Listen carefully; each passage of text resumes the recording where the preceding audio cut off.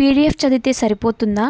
ఆ పలానా ఇన్‌స్టిట్యూషన్స్‌లో జాయిన్ అయ్యాను. అందులో చదివితే సరిపోతుందా? బ్యాంకింగ్ ప్రిపరేషన్‌లో నాకు ఎక్కువగా వచ్చే ప్రశ్న ఇదనమాట.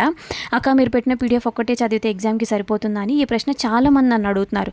నా సమాధానం ఏంటి అంటే, ఏ ఒక్క పీడిఎఫ్ కానీ, ఏ ఒక్క బుక్ కానీ, ఏ ఒక్క యూట్యూబ్ వీడియో కానీ ఇదే సరిపోతుంది అని ఎవరు చెప్పలేరు.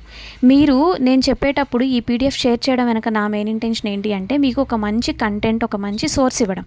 ఎగ్జామ్‌లో ఏదైనా ఒక ప్రశ్న వస్తుందని మనకు ముందే తెలిస్తే అదే రాస్తాం కదా! కానీ ఒక మంచి సోర్స్ అనేటటువంటిది మీరు చదివితే మీకు కాన్సెప్ట్స్ బలపడతాయి, ప్రిపరేషన్ స్ట్రాంగ్ అవుతుంది.